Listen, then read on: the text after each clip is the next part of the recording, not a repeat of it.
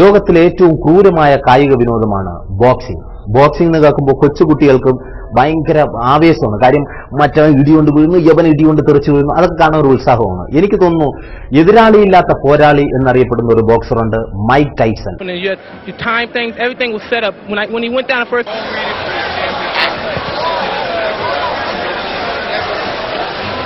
Mike Tyson എന്ന് കേൾക്കുമ്പോഴേ ഞങ്ങൾക്ക് ഞെട്ടും, തൊഴുതങ്ങ് മാറും. കാരണം അത്ര വലിയ ശരീരം, അദ്ദേഹത്തിന്റെ എന്നൊക്കെ ഒരു ഇടി കിട്ടിക്കഴിഞ്ഞാൽ ഞാനൊക്കെ 8 അടുക്കളയും 9 മുറിയായിട്ട് മാറും. അത്രയ്ക്ക് ഫോഴ്സ് ഐഡിയൊക്കെ. അപ്പൊ ഈ മൈക്ക് ടൈസണുമായിട്ട് പിന്നെ ഈ വിനോദത്തിന്, ഈ കായിക മത്സരത്തിന് ഒരു പ്രത്യേകത കൂടിയുണ്ട്. തോറ്റു കഴിഞ്ഞാലും പൈസ കിട്ടും. തോറ്റു കഴിഞ്ഞാലും പൈസ കിട്ടും എന്ന് പറയുമ്പോൾ ഏറ്റവും കൂടുതൽ ആൾക്കാർ ഇതിൽ മത്സരിക്കാൻ പോകും എന്ന് നമുക്കറിയാം. ഏറ്റവും കൂടുതൽ ഏത് ആൾക്കാരായിരിക്കും ഇതിൽ മത്സരിക്കാൻ പോകുന്നത്? അതെ, നമ്മളെ പോലുള്ള മലയാളികൾ തന്നെയാണ് പോകുന്നത്. കാരണം കാശ് കിട്ടുമല്ലോ 2 ഇടി കിട്ടിയാലും. അപ്പൊ എഴുതി കിടക്കാൻ വയ്യാത്തവനും പോകും. 4 ഇടി കിട്ടിയാലും തോറ്റു കഴിഞ്ഞാലും പൈസയല്ലേ എന്ന് വിചാരിച്ചിട്ട് പോകും. പക്ഷെ മൈക്ക് ടൈസണുമായിട്ട് ഏറ്റുമുട്ടിയ ഒരാൾ ഇവിടെ തിരിച്ചു വരികയാണ്. തിരിച്ചു വരികയല്ല, കൊണ്ടുവരികയാണ്. അദ്ദേഹത്തിന്റെ പേര് നമുക്ക് എല്ലാവർക്കും അറിയാം, ബോക്സർ അബൂട്ടി.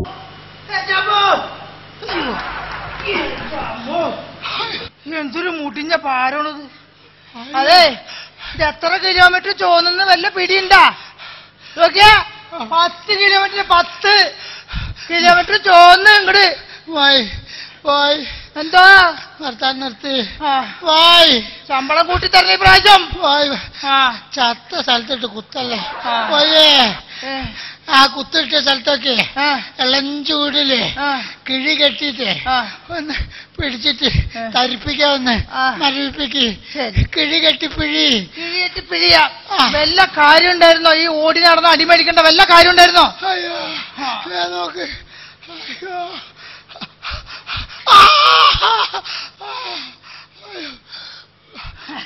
തിരിഞ്ഞങ്ങട്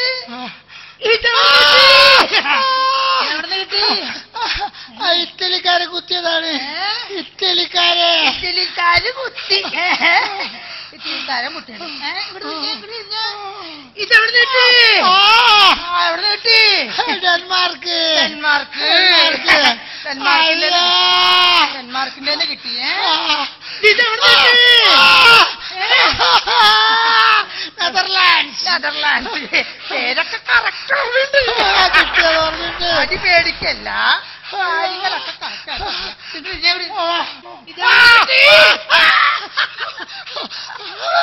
എവിടെ നീട്ടി? ക്യൂബ. താടിക്ക് കുത്തിട്ട് ചെല്ല് വളഞ്ഞു. അതെ, ഇനി പിള്ളേർക്ക് പഠിക്കാനായിട്ട് ഭൂഗോളത്തിന്റെ ആവശ്യമില്ല. അച്ഛന്റെ ബോറിങ്ങിലെടുത്ത് വെച്ചു കൊടുത്താൽ മതി. പക്ഷേ ഇതൊരു വണ്ടി ഉണ്ടല്ലോ, പത്രക്കാരാണെന്നോണ്ട് പ്രസംഗം ചെയ്തിട്ടുണ്ട്. കുത്താനാണോ? അല്ല, പത്രക്കാരെന്തായാലും കിട്ടിയത് എത്രയെന്ന് കണക്കെടുക്കാൻ വരിക. എന്റെ കാര്യം എനിക്ക് പറയണം.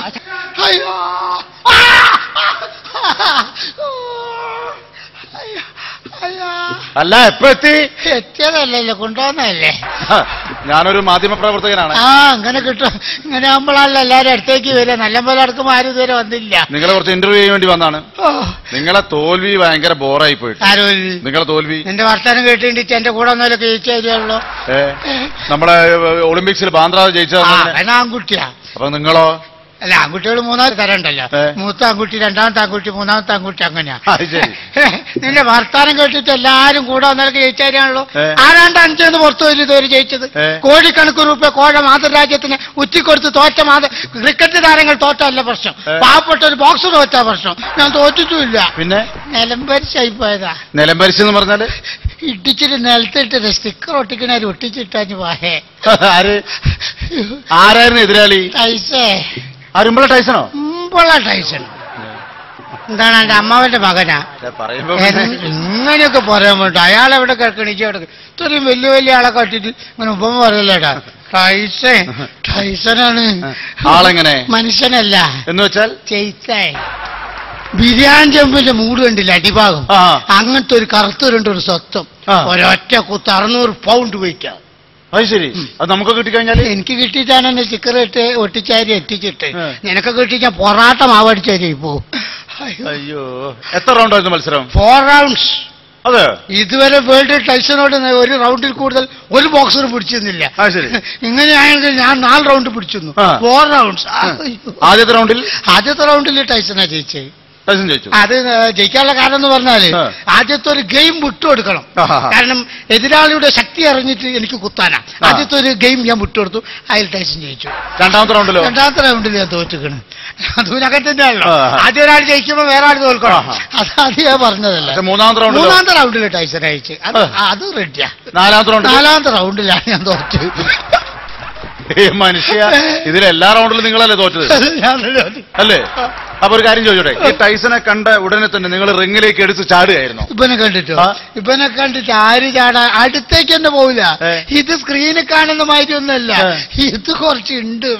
ഇവന്റെ ഒരു സ്വഭാവം എന്ന് പറഞ്ഞാല് നേരം വെളുത്തു കഴിഞ്ഞാൽ സിംഹം പുറത്തേക്ക് ഇറങ്ങിയല്ല, കാണുന്ന ആളെ തിന്നാളും. ഇവൻ അതേമാതിരി വാതിൽ തന്നെ തുറന്നു കഴിഞ്ഞാൽ ആരാണോ അടുത്തുനിന്ന് കിട്ടണേ അപ്പം പിടിച്ചടിച്ചോളും. അച്ഛനെ കിട്ടിയാലും അടിച്ചോളൂ.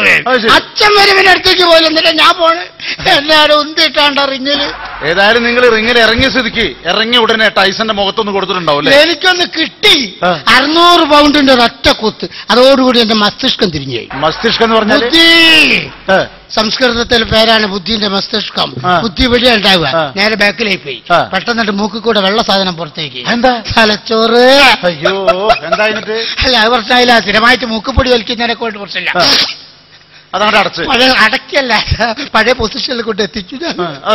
അതിനുശേഷം പിന്നെ ടൈസൺ കുത്തിയോ? പിന്നെ ഞാൻ അറിഞ്ഞിട്ടില്ലല്ലോ, ബോധമില്ലല്ലോ. ബോധം പോയില്ലേ? നിർണായക ഘട്ടത്തിൽ എനിക്ക് ബോധം പോകും. ഞാനിത് കളിയെപ്പറ്റി അറിയുന്നത് എന്നെ റിങ്ങിന്ന് എടുത്തിട്ട് ഒരാൾ തോളിലിട്ട് കൊണ്ടുപോകുമ്പോ ഒരു കുട്ടി കാലം എഴുന്നിട്ട് വാ വാ വാ വാ വാ പ്രകടനം കലക്കി ഗാനമേളയ്ക്ക് മൃദംഗം വായിക്കാനായിരുന്നല്ലോ എന്നെ മടിയിലേക്ക് ടൈസൺ അടിക്കുന്നത്. ബോധമില്ലല്ലോ, ചോദിക്കാനും പറയാൻ ആരെങ്കിലും വേണ്ടേ? അല്ല, നിങ്ങൾക്ക് ചോദിക്കാനും പറയാൻ ആരെങ്കിലും വേണ്ട. നിങ്ങൾ ഈ പ്രലോഭിച്ച് കൂട്ടിക്കൊണ്ടുപോയി നിങ്ങളുടെ കോച്ച് എന്തൊക്കെയായിരുന്നു? ചേട്ടനെ കാത്തിട്ടാ നിൽക്കുന്നത്. എന്നിങ്ങനെ പറഞ്ഞ് പ്രലോഭിച്ച് റിങ്ങിൽ ഉന്തിട്ടിട്ട് എന്നെ പെരുമ്പാമ്പിന്റെ മാതിരി ടൈസൺ മൂലയിലിട്ട് തച്ചു കൊല്ലുമ്പോ കോച്ച് ഗാലറിയിൽ നിന്ന് കൈയടിക്കുക. വാ വാ വാ, കൊല്ലുവാഹനെ. തൊട്ടടുത്തിരിക്കുന്ന പത്തരലേയും ചോദിച്ചു, നിങ്ങൾ എന്ത് പോറാ കളിക്കുന്നത്, നിങ്ങൾ അവന്റെ കോച്ചല്ലേ എന്ന്. ഉടനെ കോച്ച് പറഞ്ഞെന്താ, ഹേയ് ഞാൻ അവന്റെ കൂടെ വന്നല്ല, ടൈസന്റെ കൂടെ കളി കാണാൻ വന്ന ആളാന്ന് കൂറുമാര്. സംശയം ചോദിക്കട്ടെ, സത്യത്തിൽ നിങ്ങൾ ബോക്സർ ആണോ? അല്ലടാ, ഞാൻ ഹോട്ടലിൽ വെള്ളപ്പത്തിന് മാവടിക്കുന്ന ആളാണ്.